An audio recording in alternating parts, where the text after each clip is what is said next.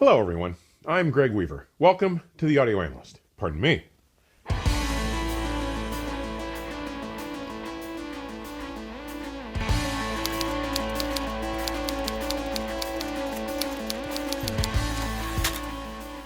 Just 3 weeks ago, I had the pleasure of introducing you to the two new KRONOS Resonant Suppression tonearms, the Kronoscope RS and the Discovery RS. In that episode's interview with Louis Desjardins, recorded in his factory in Montreal, he indicated that he would be sending me one of the Discovery RS arms to install on my KRONOS Pro limited edition turntable, so that I might be able to provide a more personal, detailed report on this innovative arm's performance. A beautiful new Discovery RS tonearm landed Friday, April 1st, while I was still in Atlanta for my private audition of the Von Schweikert Audio Ultra 7 loudspeakers at the Audio Company, which were the subject and focus of last week's episode 70. But by Monday evening, April 4th, I had installed it in place of my KRONOS 12-inch Black Beauty tonearm. Now, if you saw episode 69, what follows will come as no surprise. If you didn't, spoiler alert. I simply could not believe the degree and scale of improvements to the entire sonic tapestry this arm was revealing. The improvements I was hearing were anything but subtle, actually approaching the level of performance that I had first noted when I heard the game-changing Discovery turntable last August. Now, how can a tonearm have such an impact on the resultant performance of a turntable? More to the point, what makes this one so special? I suspect that most of you will recognize that a turntable system's sole intricate purpose is to accurately retrieve every nuance and subtle inflection that was captured by the original recording and embedded as groove modulation stamped into the vinyl puck that became the record you place on your turntable platter, and to convert the subsequent vibrations that it generates when transcribed with our turntable system back into an analog electrical signal. Now, the goal and challenge for any turntable design may be seen to be maximizing the fidelity, the accuracy and quality of the retrieval of that inscribed information, which will be largely determined by a turntable tonearm cartridge system's ability to isolate the intended signal embedded in the groove from all other non-groove-borne parasitic vibrations. Such unwanted and degrading parasitic vibrations come in three basic varieties: those generated by the mechanical components of the turntable system itself, its motor, bearings, gears, belts, etc., those created and transmitted from environmental sources, such as the speaker system, footfalls, electrical transformers, etc.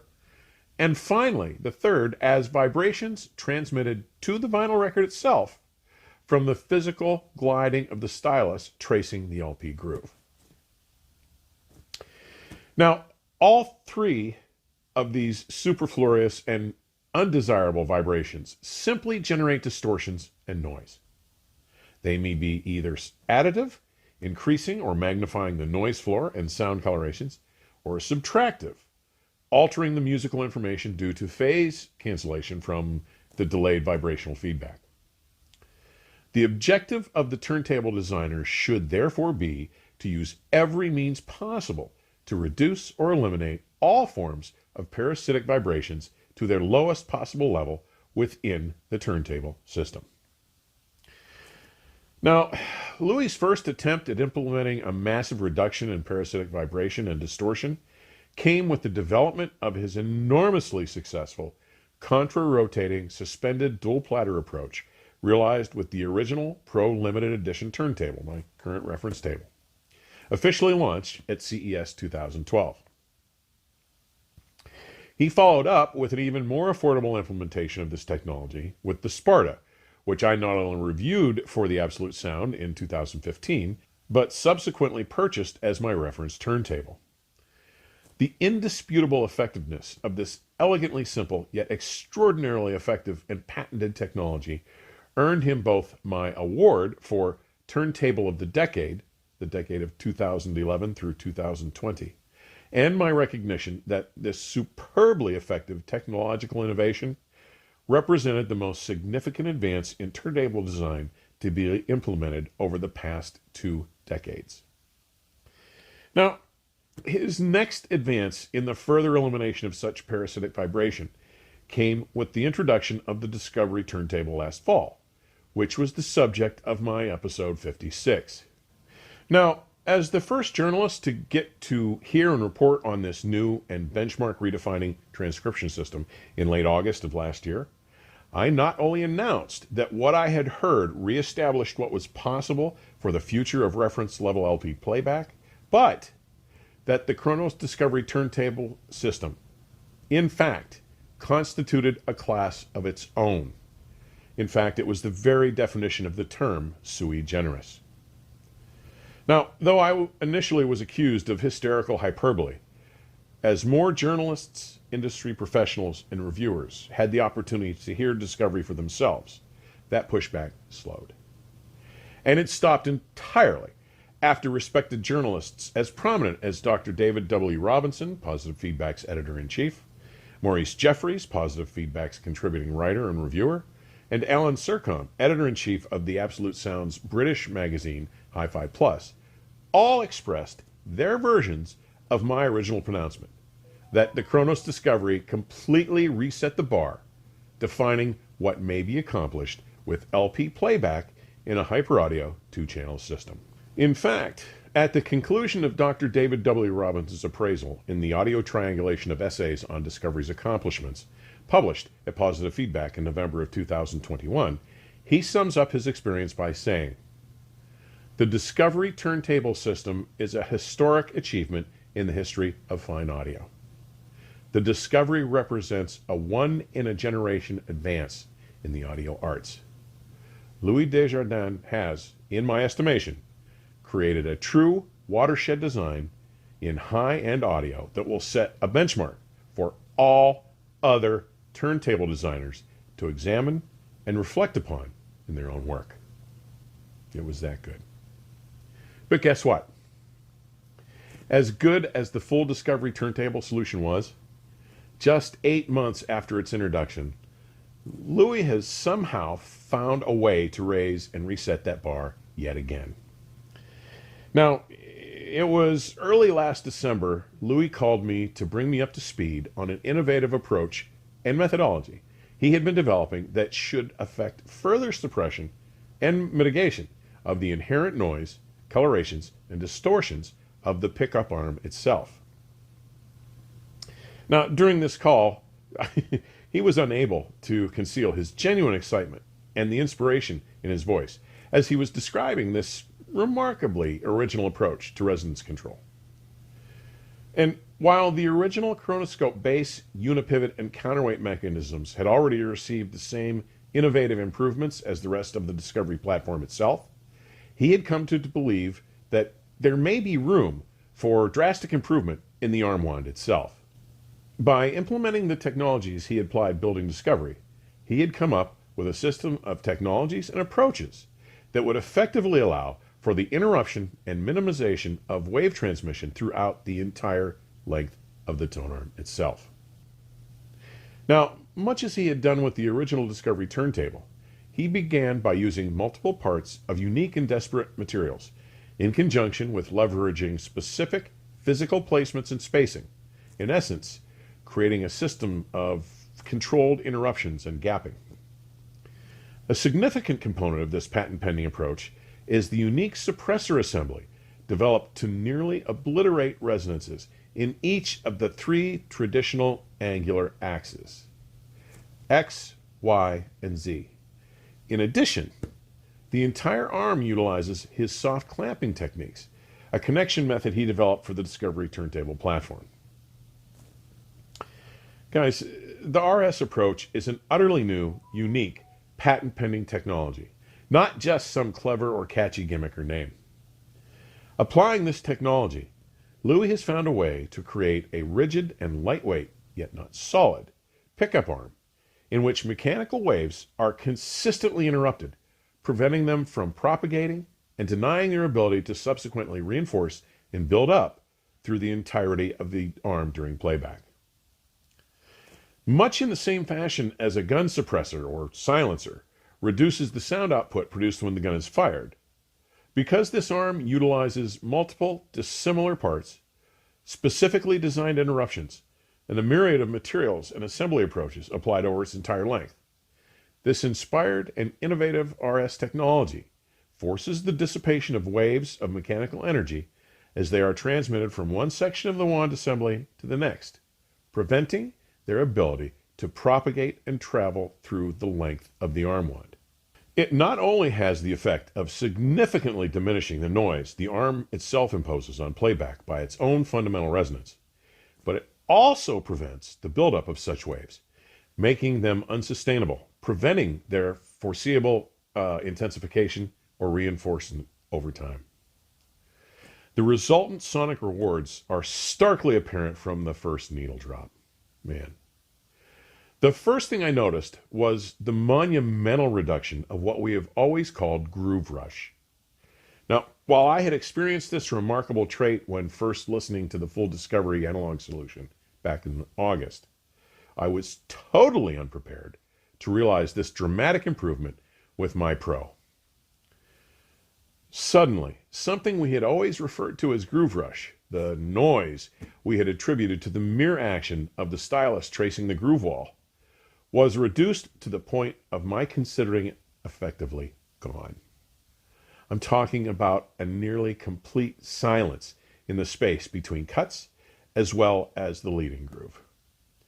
Pre-echo was all that you notice now with a pristine LP.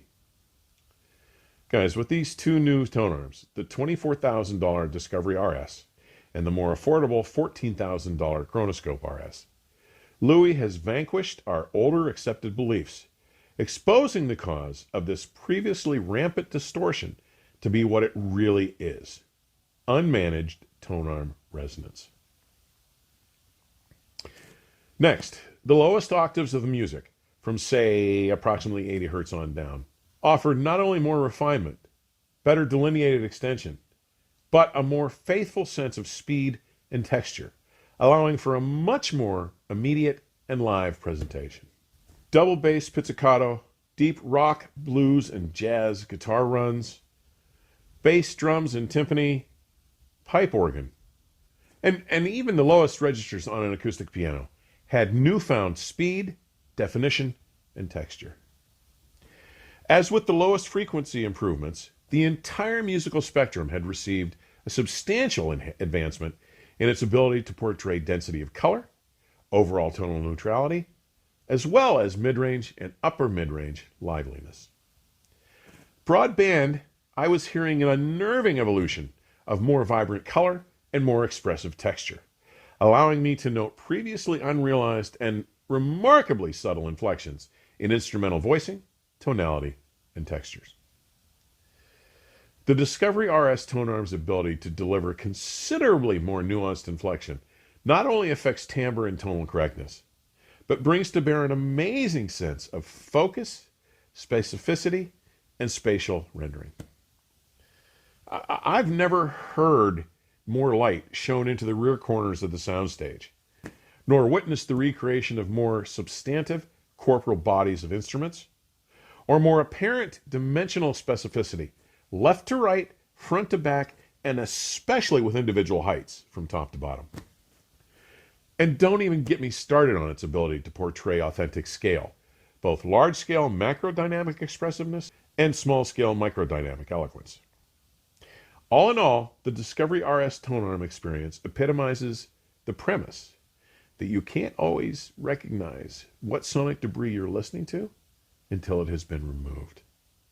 What a magical tone arm. Guys, in my 5 decades of experience in this industry, this new KRONOS Discovery RS tone arm, and to only some slightly lesser degree, the more affordable Kronoscope RS tone arm, represents yet another enormous leap forward in the performance of LP transcription. Another step forward that is as significant as that witnessed with the introduction of the Discovery turntable system just 8 months ago. No, really. This arm affords gangbuster improvements of almost indescribable proportion. In fact, it is possibly the most significant performance increase I've heard in my system since the introduction of my world-class von Schweikert Audio Ultra 9 loudspeakers. As recently as last week's episode, I referred to the degree to which I have come to take for granted their ability to render complex, realistic textures, among other attributes. This magnificent arm's contributions, with its unparalleled world-class performance, has allowed them to render an even clearer, more engaging, complex, refined, and authentic level of performance than ever before, yet again allowing the Ultra 9s to reveal their own remarkable proficiencies. Now, before anyone decides to pile on the hysterical hyperbole wagon, please understand two things.